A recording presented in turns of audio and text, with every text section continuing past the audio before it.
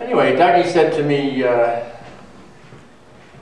know, we're having this 10th year anniversary. Now, my dear friend Doug, I don't have to tell you which Doug, do I? Who's been there 115% for 10 years? Dougie, and Marie, and all the rest, and the others. Now, this isn't the best setup here.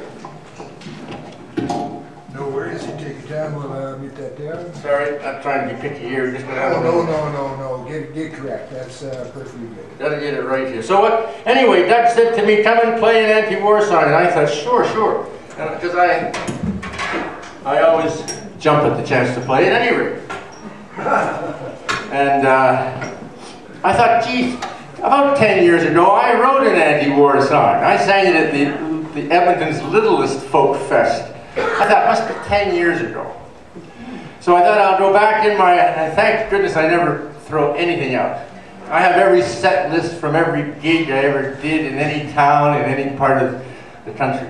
And I have every note, with every request that was ever passed to me by any audience in every low-life bar in every town in the country.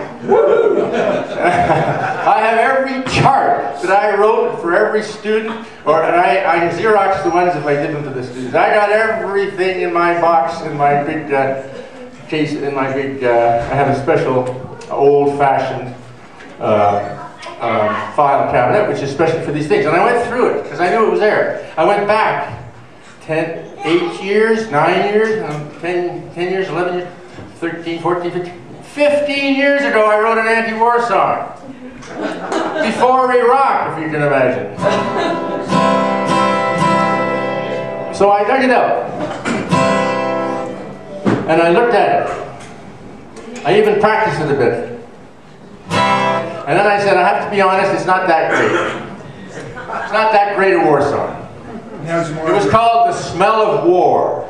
I think that was the best part about it, the title. You can smell it, The Smell of War. But it's a terrible song, so I'm not going to bother singing it. I thought instead I would get some really great anti-war songs that we all know. And so with Marie's help, we went back and we thought, of course there's quite a few anti-war songs, but which ones really got to us? So, with Marie's help, I had a wrong idea about the song. This song I'm going to do first, which you'll all know, and I want you all to sing along, of course. 110%, please. When you're a smaller group in Alberta, you got to sing louder. Am I right? Am I right? Yeah. So this song, it was done by 2 artists. It was a big hit by 2 artists in the 60s. So this is my mistake. I thought, one of these artists was a fairly well-respected, often political folk singer of high stature. He did it. He had a hit. And the other was, well, I don't know, I just thought he was one of the Bobbies, to be honest, because there was Bobby Vinton and Bobby B, and there was Bobby Curtola, and there was Bobby Darin. So I just presumed, I hate to say it, they're both on YouTube, of course, and I just presumed that what's his name? The other guy Tim Hart. So I learned the song, and then Marie told me, no. Bobby Darin wrote this song, and Tim Hart also had a hit with it. And I want you all to sing along. Come and sing a simple song of freedom. Come on now. I'm singing like you never sung before. Come on now. Let it fill the air. Tell the people everywhere that we the people here don't want no war. When I hate other cultures, can you hear me? I don't want your money or your name or your diamond. I just want to be someone known to you as me. And I'll bet my life that you just want to see. Come on now. I said, come and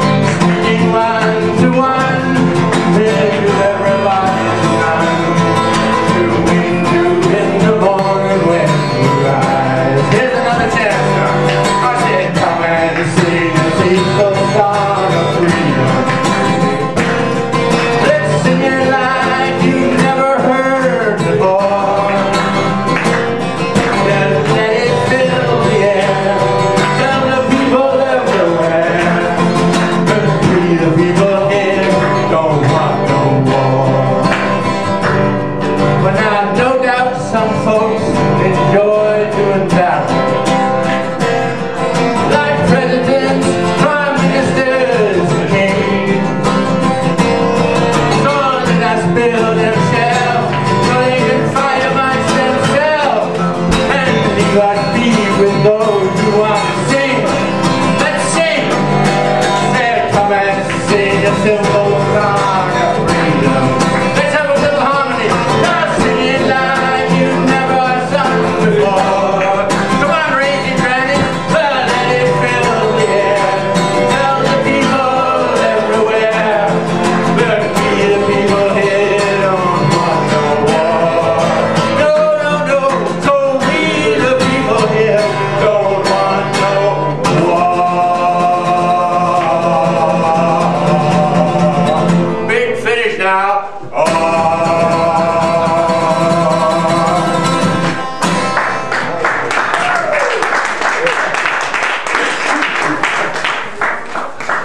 Thank you very much.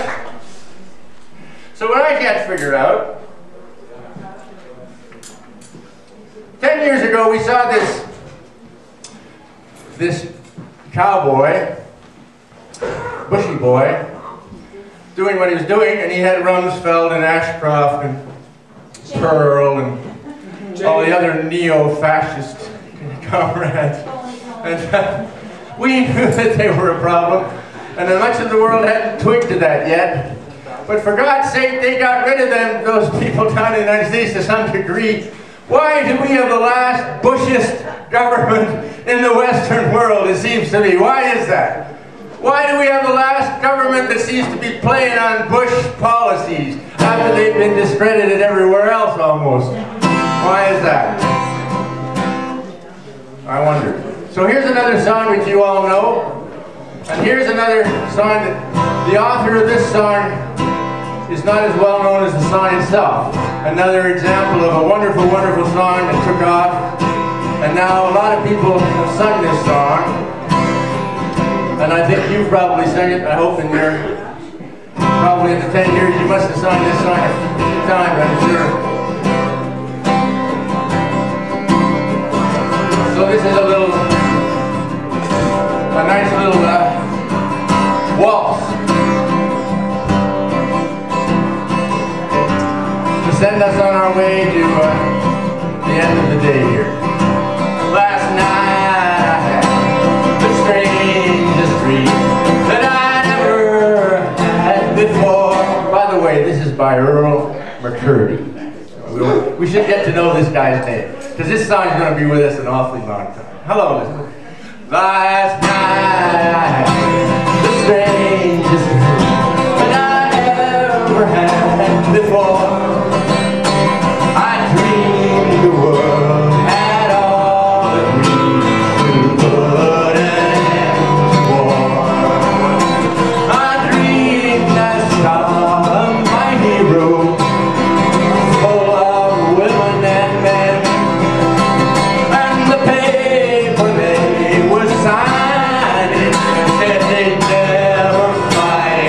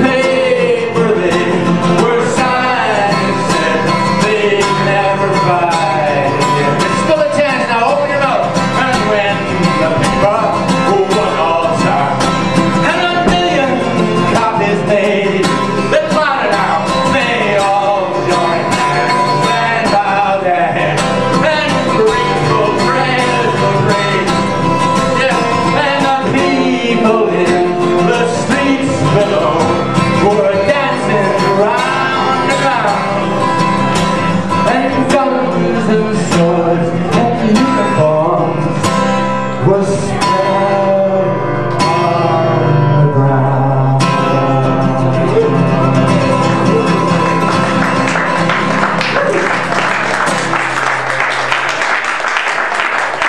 Thank you very much. Thank you, Doug. Thank you, Marie. Thank you, everybody. Thank you, Bill, the soundman. Thanks for putting this on. We'll be talking to you in a minute.